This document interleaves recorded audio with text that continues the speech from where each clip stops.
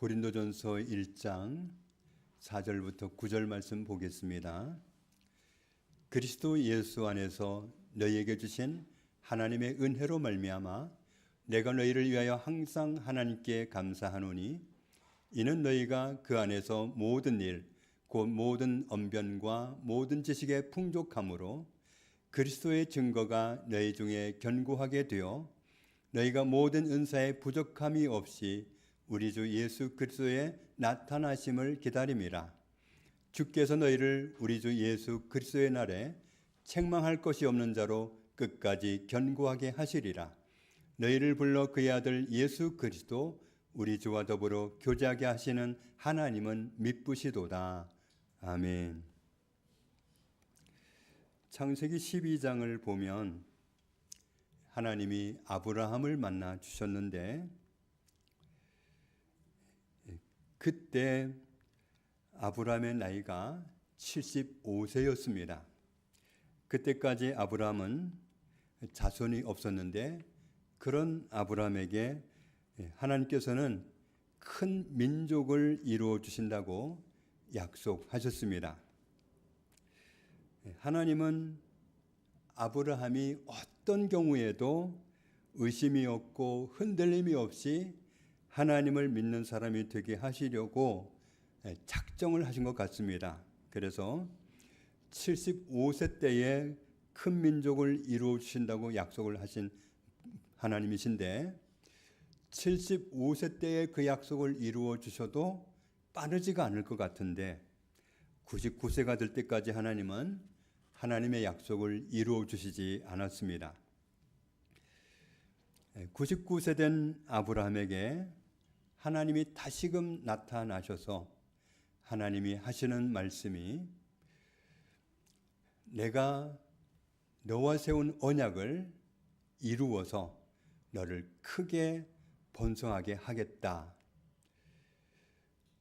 내 언약이 너와 함께 있으니까 그 언약대로 내가 너를 여러 민족의 아버지가 되게 하겠다. 그래서 그렇게 할 거기 때문에 너의 이름을 아예 바꾸어 버려라. 너의 이름이 아브라함이 아니라 아브라함으로 열국의 아버지로 여러 민족의 아버지로 그렇게 해줄 테니까 그렇게 바꾸어라. 그렇게 말씀을 하셨습니다.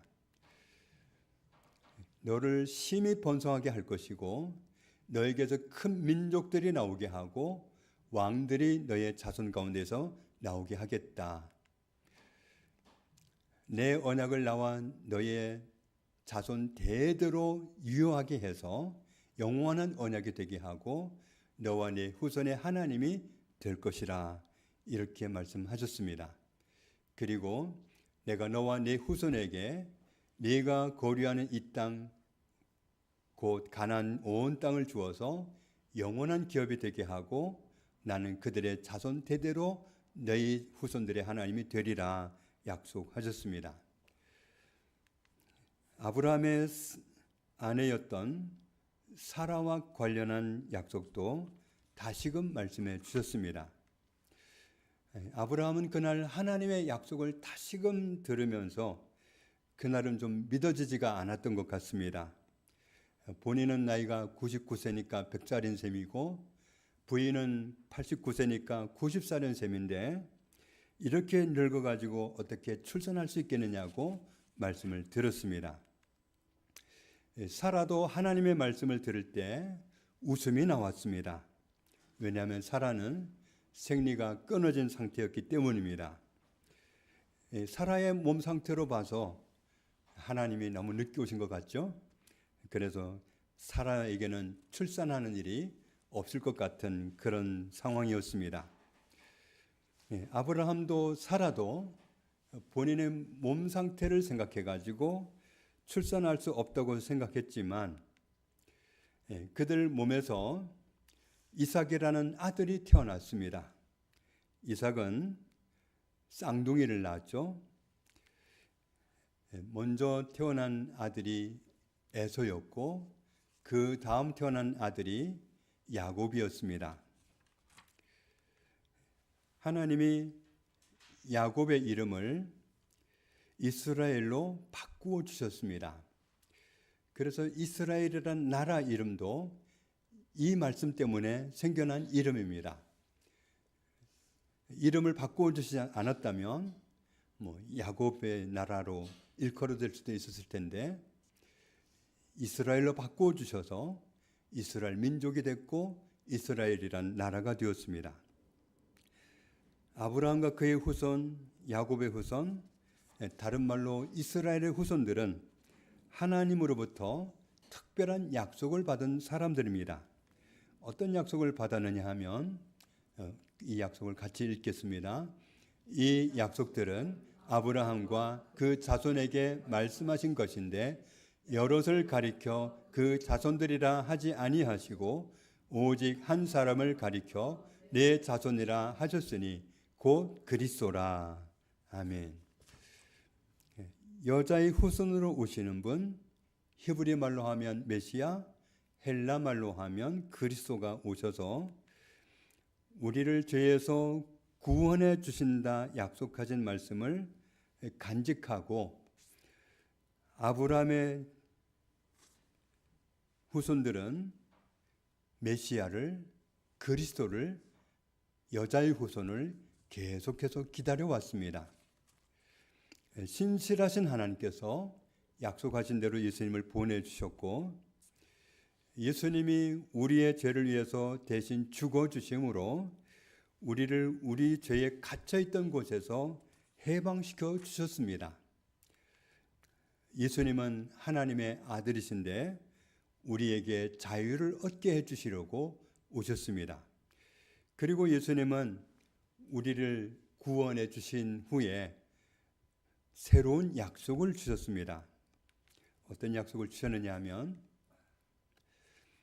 내 아버지 집에 거할 곳이 많도다. 그렇지 않았다면 너희에게 미리 알려줬으리라.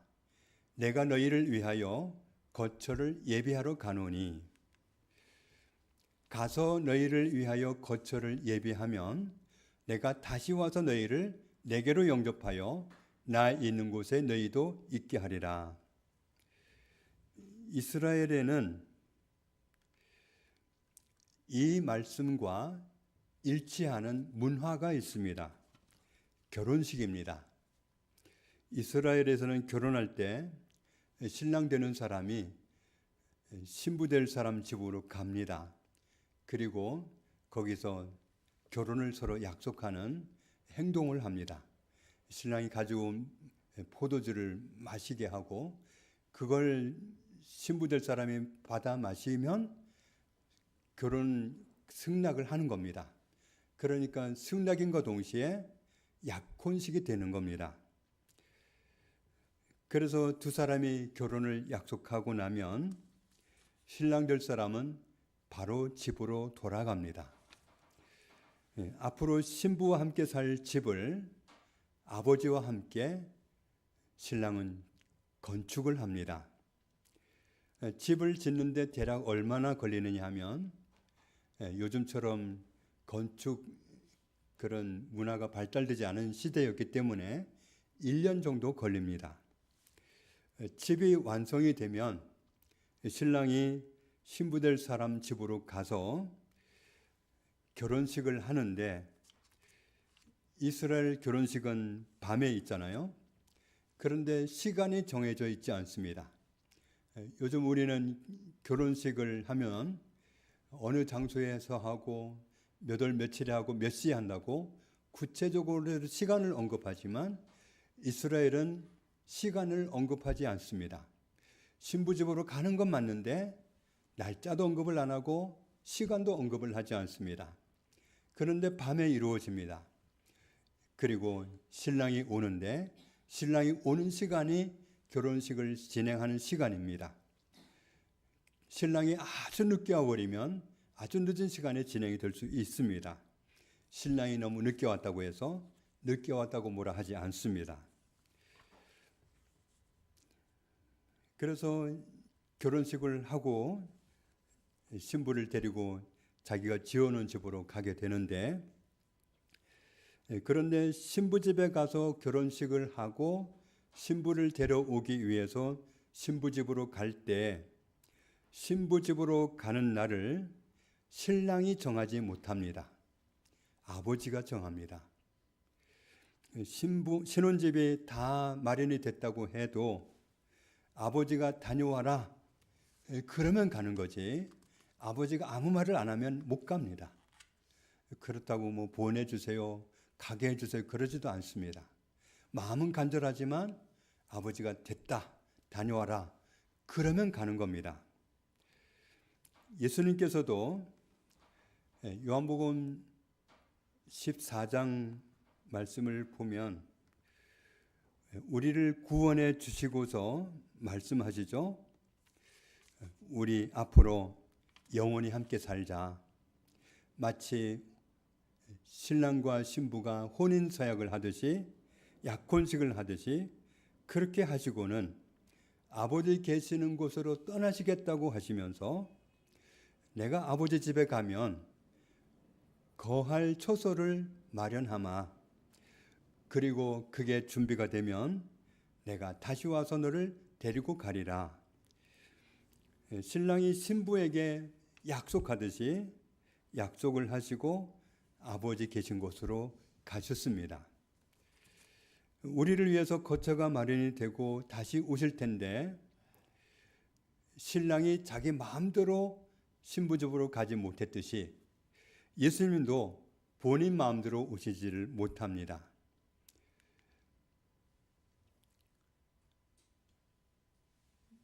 무화과 나무의 비유를 배우라. 그 가지가 연하여지고 잎사귀를 내면 여름이 가까운 줄을 아나니 이와 같이 너희도 이 모든 일을 보거든 인자가 가까이 곧 문 앞에 이른 줄 알라. 무화과 나무를 볼 때 가지가 연해지고 잎사귀가 올라오는 걸 보면 여름이 곧 오겠구나 하고 짐작하듯이 세상이 돌아가는 모든 일을 볼 때 예수님이 말씀하신 대로 돌아가는 것을 보거든 예수님이 곧 오시겠구나 알아차려라, 이 말씀을 하시는 겁니다. 하늘과 땅은 없어질지언정 예수님이 하신 말씀은 절대로 없어지지 않고 그대로 성취된다. 아브라함이 약속을 받았는데 75세가 되어서 약속을 받았으니까 더 늙기 전에 빨리 이루어 주실 줄로 기대했겠지만 하나님은 99세 될 때까지 애를 태우셨잖아요. 하나님은 하나님의 약속하신 말씀을, 하신 말씀을 반드시 성취하신다는 사실을 아브라함이 새기게 하려고 그렇게 기다려야 했던 겁니다. 하늘과 땅은 없어져도 예수님의 말씀은 없어지지 않고 반드시 성취됩니다. 예수님이 다시 오신다고 하신 그 말씀은 다시 반복할 필요가 없이 확실히 성취가 됩니다. 그러나 그날과 그때는 아무도 모르나니 하늘의 천사들도 모르고 아들 본인도 모르고 누구만 아느냐? 아버지만 아십니다. 아버지가 가라 하면 그때 오시는 겁니다. 이스라엘의 결혼 문화와 너무 흡사한 그런 방식대로 오신다는 것을 알 수 있습니다. 결혼 약속을 한 신부는 신랑이 함께 살 집을 짓고 나서 데리러 온다고 한 약속을 기다리면서 살고 있겠지요. 십자가에 달려서 대신 죽으심으로 우리가 받을 죄의 형벌을 대신 받으시고는 우리를 죄에서 해방시켜 주시고 구원해 주신 예수님께서 마치 신랑이 신부에게 약속하듯이 약속하셨습니다. 내가 너를 위해서 아버지 집에 거처를 예비하러 간다. 거처가 마련이 되면 내가 다시 와서 너를 데리고 갈 거야. 이 약속은 우리를 사랑하시기 때문에 자기 자신을 희생하시고 우리를 구원해 주신 예수님께서 말씀하신 약속입니다. 예수님의 제자였던 사도 요한은 이 약속의 말씀을 들을 때 어떻게 반응했느냐 하면 아멘 주 예수여 속히 오시옵소서 이렇게 반응을 했습니다. 내가 다시 온다 속히 오리라 이 말씀을 반드시 지키리라 이 말씀을 들을 때 아멘 주 예수여 오시옵소서. 사도 요한은 예수님이 다시 오신다는 그 말씀을 들을 때 속히 오시라고 말씀을 드렸습니다. 동일하게 이 약속을 받은 다른 분들은 어떻게 반응했는지 오늘 본문 고린도전서에 나와 있습니다. 그리스도 예수 안에서 너희에게 주신 하나님의 은혜로 말미암아 내가 너희를 위하여 항상 하나님께 감사하노니 그리스도 예수님 안에서 고린도 교회 성도들에게 하나님이 주신 은혜로 인해서 사도 바울은 하나님께 항상 감사를 드린다고 표현합니다. 바울은 고린도 교회 성도들을 생각할 때마다 하나님께 감사했는데 이유가 있었습니다.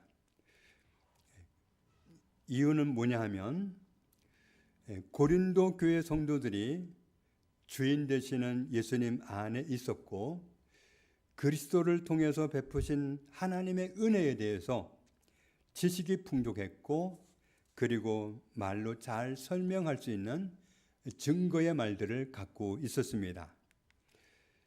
그리스도께서 말씀하신 말씀 안에 고린도 교회 성도들이 견고하게 서 있었습니다. 그런 모습을 보는 바울은 마음에 늘 감사가 솟구쳤다고 표현합니다. 7절 말씀을 세번역 성경으로 보면 그리하여 여러분은 어떠한 은사에도 부족한 것이 없으며 우리 주 예수 그리스도의 나타나심을 기다리고 있습니다. 또 이 말씀을 쉬운 성경은 그리하여 여러분은 영적인 선물을 부족함 없이 받으며 우리 주 예수 그리스도께서 나타나실 것을 간절히 바라고 있습니다. 현대인 성경은 이 말씀을 모든 영적인 축복을 누리면서 다시 오실 우리 주 예수 그리스도를 기다리고 있습니다. 이렇게 표현을 했습니다. 고린도 교회 성도들 가운데에는 하나님이 주신 은사가 많았습니다. 은사가 풍족하고 부족함이 없었습니다. 교회 안에 은사가 많으면 서로가 필요한 부분을 위해서 기도해 주면서 서로 도와주면서 협력하면서 세워져 갈 수 있기 때문에 생동감 있는 교회가 될 수 있습니다. 고린도 교회가 그런 교회였기 때문에 바울은 감사했던 겁니다. 고린도 교회 성도들은 예수님의 약속을 간직하고서 다시 오시는 예수님을 기다리면서 살았습니다. 우리 주 예수 그리스도의 나타나심을 기다렸다. 예수님이 다시 오실 거 안다고 말하는 것과 다시 오실 예수님을 기다린다는 말은 차이가 큽니다. 예수님이 다시 오신다고 약속하신 말씀을 간직하고서 예수님 오시는 것을 기다리는 사람은 자기 인생을 아무렇게나 살지 않을 거 아니겠어요? 예수님 오시기를 정말 바라면 다시 오신 예수님 앞에 서는 순간에 부끄럼 없이 서기 위해서 내가 과연 말씀대로 살고 있는지를 날마다 점검하면서 내가 빗나간 삶을 살지 않도록 어긋난 삶을 살지 않도록 자기를 말씀 안에 거하도록 그렇게 가다듬을 거 아니겠어요? 잘못 사는 경우는 이런 거죠. 만일 그 종이 마음에 생각하기를 주인이 더디 오리라 하여 남녀 종들을 때리며 먹고 마시고 취하게 되면 아무렇게나 살게 되면 생각하지 않는 날 알지 못하는 시각에 그 종의 주인이 이르러 엄히 때리고 신실하지 아니한 자의 받는 벌에 처하리니 이런 화를 당하게 되는 겁니다. 우리에게 이렇게 당부하십니다. 같이 읽겠습니다. 속지 말라. 악한 동무들은 선한 행실을 더럽히나니 깨어 의를 행하고 죄를 짓지 말라. 하나님을 알지 못하는 자가 있기로 내가 너희를 부끄럽게 하기 위하여 말하노라. 아멘. 예수님이 다시 오시기를 기다리는 사람이라면 속아서 악한 동무들처럼 자기를 더럽히고 살지 않습니다. 깨어서 의를 행하고 죄를 짓지 않고 죄가 지은 게 발견되면 돌이켜서 회개하고 오시는 주님 앞에 서는 것을 항상 대비하고 살겠죠. 부끄럼 없이 설 수 있도록 그렇게 살아가게 되겠습니다. 우리는 우리를 사랑하시기 때문에 구원해 주신 우리의 주인 되시는 예수님으로부터 약속을 받았습니다. 다시 오마 너를 아버지의 나라로 데려가리라.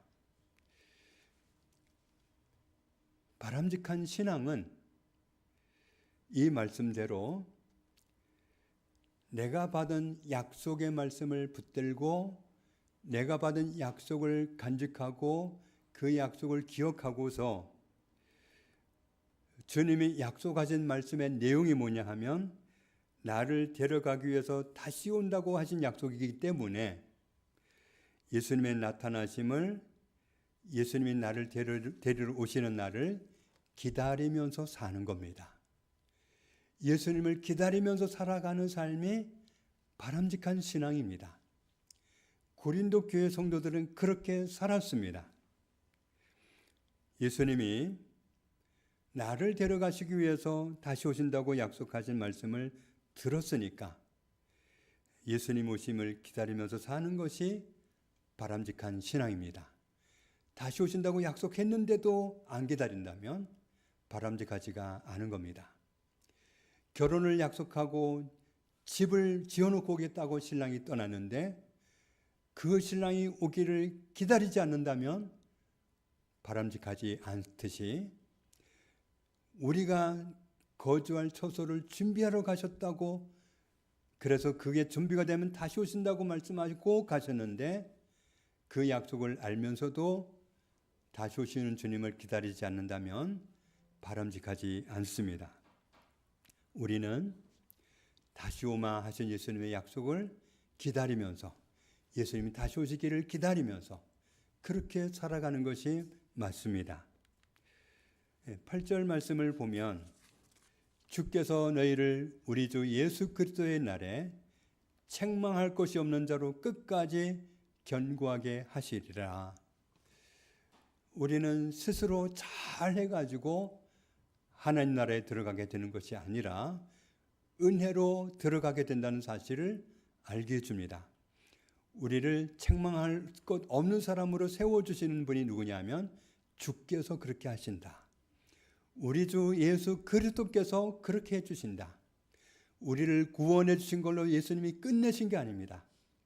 우리가 하나님 앞에 부끄러움 없이 설 수 있도록 책망받을 것이 없는 모습으로 설 수 있도록 우리를 세워주시는 분이 예수님이십니다. 주께서 너희를 우리 주 예수 그리스도의 날에 책망할 것이 없는 자로 끝까지 견고하게 하시리라. 우리는 은혜를 입어서 책망받을 일이 없는 모습으로 주 앞에 서게 될 것입니다. 어쩌면 우리가 주님을 뵙는 날 책망받을까 봐 정말 내가 주님 앞에 너무 부끄러운 인생을 살았다고 땅속으로 들어가고 싶은 그런 욕망이 가득할지라도 주님이 우리를 인정해 주시고 우리를 용납해 주시는 은혜를 입게 될 것입니다. 또 말씀합니다. 같이 읽습니다. 너희를 불러 그의 아들 예수 그리스도 우리 주와 더불어 교제하게 하시는 하나님은 미쁘시도다. 아멘. 우리도 역시 함께 계시면서 보이는 모습으로 다시 오실 때까지 우리와 함께 계시는 주님과 하나님은 교제하면서 어긋난 길로 가지 않고 바른 길로 가도록 혼자는 갈 수 없는 이 길을 도움받아서 가도록 도우시는 하나님이 함께 계십니다. 그래서 교제하면서 우리가 미끄러지지 않고 하나님 나라에 갈 수 있도록 도우시는 이 은혜는 우리가 받은 큰 은혜입니다. 우리를 사랑하시기 때문에 우리 스스로가 지은 죄 때문에 죽어야 하는 형편에 있었는데 예수님이 우리 대신 죽어주심으로 우리를 구원해 주셨습니다. 그리고 구원해 주시고서 아버지의 나라로 돌아가시면서 약속하신 말씀이 있습니다. 우리를 데려가시기 위해서 다시 온다고 약속하셨습니다. 이 약속을 받은 우리로서 나를 데려가려고 오시기로 하신 예수님을 기다리면서 하루하루를 살아가는 것이 바람직한 신앙이기 때문에 우리는 오늘 하나님 앞에서 깊이 생각하면서 예수님을 기다리면서 예수님 오십시오. 정말 우리가 이 기도를 하기 얼마나 좋은 시대를 우리가 살고 있습니까? 세상은 각박해지고 가고 있고 하나님을 경외하는 그런 정말 분위기로 바뀌어가는 것이 아니라 점점 하나님께 예배하기 어려운 그런 환경으로 바뀌어가고 있고 어두워져 가고 있고 하나님을 경외하지 않는 다른 이념이 세상을 지배하려 하고 이런 어두워져 가는 세상에 살고 있습니다. 주님이 다시 오실 때가 임박해 가고 있는 모습이 보이고 있는 이때를 사는 우리로서 예수님 속히 오십시오. 그 기도를 하면서 사는 것이 얼마나 수월합니까?